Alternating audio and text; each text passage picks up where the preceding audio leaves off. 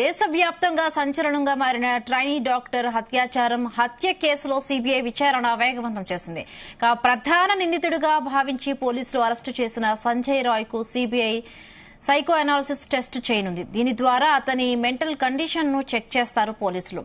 ఇందుకు గాను ఢిల్లీలోని ఫోరెన్సిక్ సైన్స్ ల్యాబొరేటరీ నుండి నిపుణులను సీబీఐ కోల్కతాకు పంపింది. మరొకవైపు రాష్ట్రాల్లో జరుగుతున్న నిరసనలతో కేంద్ర ప్రభుత్వం అప్రమత్తమైంది. లా అండ్ ఆర్డర్ పరిస్థితుల దృష్ట్యా ప్రతి 2 గంటలకు నివేదిక ఇవ్వాలని కేంద్ర హోంశాఖ రాష్ట్రాలను కోరింది.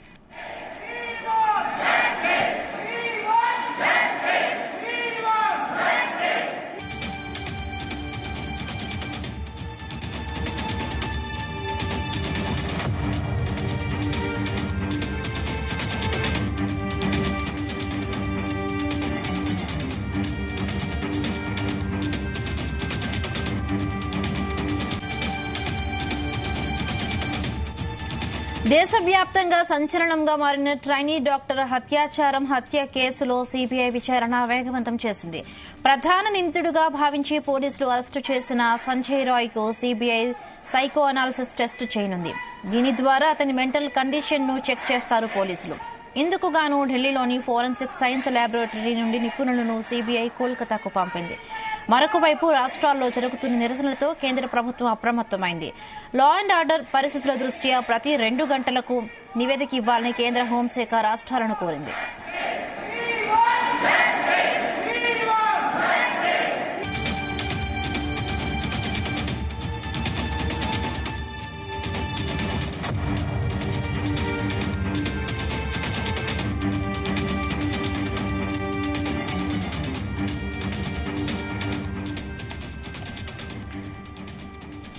ఇదే అంశానికి సంబంధించి మరిన్ని పూర్తి అప్డేట్స్ మా ప్రతినిధి శ్రీచరణ్ అందిస్తారు. శ్రీచరణ్, ఇప్పటికే దేశవ్యాప్తంగా కూడా ట్రైనీ డాక్టర్ హత్యాచారం కేసు చాలా సంచలనం సృష్టించింది. రాష్ట్రాల్లో ఇప్పటికే ప్రతి రాష్ట్ర డాక్టర్స్ అందరూ కూడా ప్రొటెస్టులు చేస్తున్నారు. ఎక్కడికక్కడ కూడా రక్షణ కల్పించాలి అంటూ కూడా ప్రొటెస్టులు చేస్తున్న పరిస్థితి ఉంది. సో దీనికి సంబంధించి మీ దగ్గర ఉన్న అప్డేట్స్ ఏంటి శ్రీచరణ్?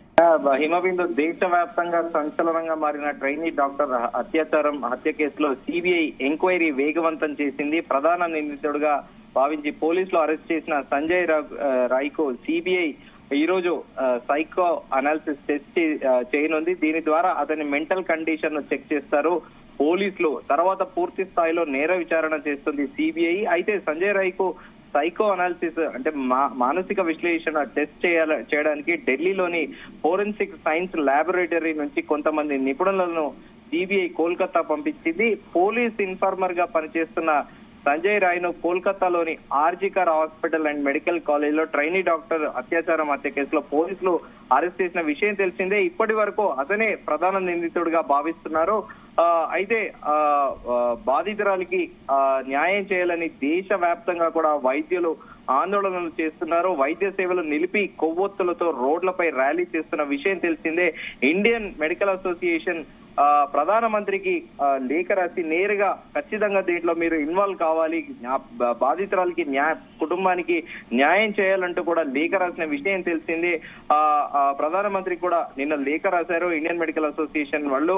రాష్ట్రాల్లో జరుగుతున్న నిరసనల గురించి శాంతి భద్రతల దృష్ట్యా ప్రతి 2 గంటలకు నివేదిక ఇవ్వాలని కేంద్ర హోంశాఖ అన్ని రాష్ట్రాలను కూడా కోరింది. అయితే Kolkata doctor rape murder case నిరసిస్తూ దేశవ్యాప్తంగా ఆందోళన కొనసాగుతుండటంతో కీలక ఆదేశాలు జారీ చేసింది కేంద్ర ప్రభుత్వము. ముందుగా అనుకున్నట్టు ఎక్కడెక్కడ పెద్ద ఎత్తున వైద్యులు ఆందోళనలు చేపడుతుండటంతో శాంతి భద్రతల పరిస్థితిపై ప్రతి 2 గంటలకు ఒకసారి నివేదిక ఇవ్వాలని కూడా కేంద్ర హోంశాఖ ఆదివారం రాష్ట్ర ప్రభుత్వాలను ఆదేశించింది. దేశంలోని అన్ని రాష్ట్రాల్లోని పోలీసు ఉన్నతాధికారులు ప్రతి 2 గంటలకు మెయిల్, ఫ్యాక్స్ లేదా వాట్సాప్ ద్వారా కేంద్రానికి రిపోర్టులు పంపాలని ఉత్తర్వులు ఇచ్చింది హోంశాఖ. వాటి ఆధారంగా పరిస్థితులను అంచనా వేసి తగిన చర్యలు తీసుకుంటామని తెలిపింది. Kolkata doctor rape and murder సంఘటనపై సంబంధిత అధికారుల నుంచి సరైన సమాచారం, మద్దతు లేకపోవడం, పోలీసులు నిందితుడికి సహకరిస్తున్నారనే ఆరోపణలతోనే ఈ కేసును కోర్టు సిబిఐకి అప్పగించిందని కేంద్ర హోంశాఖ తెలిపింది. Kolkata doctor rape and murder ఘటనతో దేశంలోని అన్ని మెడికల్ కాలేజీలకు గైడ్ లైన్స్ రిలీజ్ చేసింది. నేషనల్ మెడికల్ కౌన్సిల్ జాతీయ స్థాయిలో డాక్టర్లు, వైద్య విద్యార్థులు, కాలేజ్, హాస్పిటల్ పరిసరాల్లో భద్రతకు తగిన విధానాన్ని రూపొందించాలని సూచించింది. ఈ రక్షణ చర్యల ఓపీడీ వార్డులు, క్యాజువాలిటీ హాస్టల్స్, అలాగే నివాస ప్రాంతాలతో సహా అన్ని బహిరంగ ప్రదేశాలను ఉండేలా చేయాలని కూడా హోంశాఖ ఒక గైడ్ లైన్స్ అయితే అంటే శ్రీచరణ్, ఇప్పుడు ఒక సోషల్ మీడియాలో కూడా అంటే ట్రైనీ డాక్టర్ ఎవరైతే ఈ ఘటన జరగక ముందు కొద్ది నిమిషాల ముందు ఒక ఆడియో కాల్ కూడా ఒక తన ఫ్రెండ్ తో షేర్ చేసుకున్న విషయం కూడా ఒకటి బయట వైరల్ అవుతోంది. హాస్పిటల్లో జరుగుతున్న విషయాలకు సంబంధించి, అలాగే ప్రిన్సిపల్ కి సంబంధించి కూడా కొన్ని విషయాలు ఆ ఆడియో కాల్లో మాట్లాడిన వైరల్ అవుతోంది. సో ఏం చెప్తారు? ఆ దిశగా ఏమైనా పోలీసులు ఏమైనా ఇన్వెస్టిగేషన్ చేసే ఆస్కారం ఉంటుందా? ప్రస్తుతము సిబిఐ కేసు టేక్ ఓవర్ చేసుకుని ఈమె పూర్తి స్థాయిలో కూడా విచారణ జరుగుతోంది. అది నిజంగానే కూడా ఆ ఆడియో కాల్ అనేది ఆ బాధితురాల్లా లేకపోతే ఏంటా అనేది కూడా పూర్తి స్థాయిలో నిజ నిర్ధారణ జరిగాకే కూడా ఒక ప్రకటన వెలువడే అవకాశం ఉంది. ఎందుకంటే ముందస్తుగా చాలా వీడియోలు అలాగే ఆడియోలు కూడా ఇప్పుడు వైరల్ అవుతున్నాయి. కానీ దాంతో పాటు సుప్రీంకోర్టులో కూడా ఒక పిటిషనర్ ఒక పిటిషన్ దాఖలు చేశారు. దాన్ని ఆగస్టు 20వ తేదీన కూడా సుప్రీంకోర్టులో విచారించనున్నారు. సదరు బాధితురాలు ఎవరైతే ఉన్నారో ఆర్జే కాలేజ్ లో ట్రైనీ డాక్టర్ ఎవరైతే అత్యాచారానికి గురయ్యారో ఆమె ఫోటోలు కానీ ఆమెకు సంబంధించిన వివరాలు ఏవి కూడా పబ్లిక్ డొమైన్ లో కానీ సోషల్ మీడియాలో పెట్టకూడదంటూ కూడా ఒక పిటిషనర్ సుప్రీంకోర్టును అప్రోచ్ అయ్యారు. దాని మీద 20వ తేదీన సుప్రీంకోర్టు విచారణ కూడా చేయనుంది. అయితే ఈ నిందితుడు ఎవరైతే ఉన్నారో సంజయ్ రాయ్ను విచారించడానికి ముందుగా అనుకున్నట్టు సైక్రాటిస్ట్ సాయం కూడా సిబిఐ తీసుకొని ఉంది. అయితే ముందుగా కూడా సిబిఐ ఎప్పుడైతే అదుపులో తీసుకుందో సిబిఐ ప్రశ్నలకు సంజయ్ ఇచ్చిన సమాధానాలు తప్పించుకునే విధంగా ఉండడంతో ఈ సైకాటిస్ట్ టెస్ట్ ప్రొఫైలింగ్ చేయాలని కూడా సిబిఐ నిర్ణయించింది. అయితే సిబిఐ ప్రాథమిక విచారణలో ఒక డిస్కవరీ అంటే ఒకటి కనుగొన్నది ఏంటంటే సంఘటనకు ముందు రోజు రాత్రి సంజయ్ ఒక మహిళకు వీడియో కాల్ చేసి ట్రిప్ అంటే చెప్పుకోకూడదు క్లాస్ తీయాల్సిందిగా కూడా కోరినట్టు కూడా సిబిఐ ప్రాథమికంగా కూడా ఒక అంచనాకి వచ్చింది. అంటే ప్రాథమిక రిపోర్ట్ లో ఆయన ఇన్వెస్టిగేషన్ లో కూడా ప్రకటించింది. అతడి మొబైల్ నుంచి కూడా చాలా మటుకు అశ్లీల చిత్రాలు, పోర్నోగ్రఫీ సంబంధించిన వీడియోలు కూడా అతని మొబైల్ ని కూడా తీసుకున్నారు. అయితే ప్రస్తుతం సంజయ్ మనస్తత్వం ఏంటో తెలియాలంటే ఖచ్చితంగా సిబిఐ ఈ మానసిక పరీక్ష నిర్వహించాలని కూడా డిసైడ్ అయింది. దానిలో భాగంగానే ఇప్పుడు ఢిల్లీ నుండి ప్రత్యేక బృందం కూడా ఢిల్లీ నుండి కోల్కతాకు వెళ్ళింది. సిబిఐ ఎంక్వైరీ తర్వాత ఎలాంటి నిజాలు బయటికి వస్తాయి అనేది కూడా దేశవ్యాప్తంగా ఇటు వైద్యులే కాకుండా దేశ ప్రజలందరూ కూడా తీవ్ర ఉత్కంఠతో ఎదురు చూస్తున్నారు. దీని వెనకాల ఒక వ్యక్తి ఉన్నాడా, లేకపోతే ఇది మొత్తం గ్యాంగ్ రేపా, లేకపోతే దీని వెనకాల ఇప్పుడు పశ్చిమ బెంగాల్లోని ప్రభుత్వంలోని పెద్దలు ఎవరైనా హస్తం ఉందా, ఎందుకు డిలే అవుతుంది? ఆగస్టు 9వ తేదీ రాత్రి జరిగితే ఇప్పటి వరకు కూడా ఈ ఇన్సిడెంట్ పైన ఇంకా పూర్తి స్థాయిలో ప్రభుత్వం ఎలాంటి చర్యలు తీసుకోకపోవడం కదా. హోంశాఖ మంత్రిగా ముఖ్యమంత్రిగా ఉండు మమతా బెనర్జీ రోడ్లపైకి వచ్చి నిరసన తెలపడం ఏంటని కూడా దేశవ్యాప్తంగా ఒక చర్చ జరుగుతోంది. దీనితో పాటు కాలేజ్ యాజమాన్యం ఇప్పటి వరకు కూడా ఫిర్యాదు చేయకపోవడం కూడా అనేక సందేహాలకు కూడా తావిస్తోంది. ఇప్పుడు ప్రస్తుతం సిబిఐ దీనిపైన పూర్తి స్థాయిలో నిజ నిర్ధారణ జరిగాకే కూడా ఒక ప్రకటన చేసే అవకాశం ఉంది. బిందు రైట్. అంటే శ్రీచరణ్, అంటే ఇప్పుడు సైకో అనాలిసిస్ టెస్ట్ అని చెప్పి జాప్యం చేస్తున్నారని కూడా అంటే చాలా వరకు కూడా ఒక నిరసనలు కూడా వ్యక్తమవుతున్న నేపథ్యంలో ఒకవైపు ఆమెపై గ్యాంగ్ రేప్ జరిగిందని చెప్పి అంటే పోలీసులు ఒక నివేదిక ఇవ్వడం జరిగింది. ఆమె శరీరంపై ఎక్కువగా కూడా ఈ గాయాలకు సంబంధించి కానీ ఇవన్నీ జరిగి ఉన్నాయి చెప్తున్నారు. సో దీన్ని ఎలా చూడాలి? అంటే ఇది సైకో అనాలిసిస్ టెస్ట్ అని చెప్పి జాప్యం జరుగుతుందని దిశగా చూడాలా, లేకపోతే కొంత ఇన్వెస్టిగేషన్ లో ఏమైనా లేట్ అయ్యే ఛాన్స్ ఉందా? అయితే దీనికి సంబంధించి బేసిక్ గా సోషల్ మీడియా వేదికగా కూడా పలు కథనాలు వెలువడుతున్నాయి.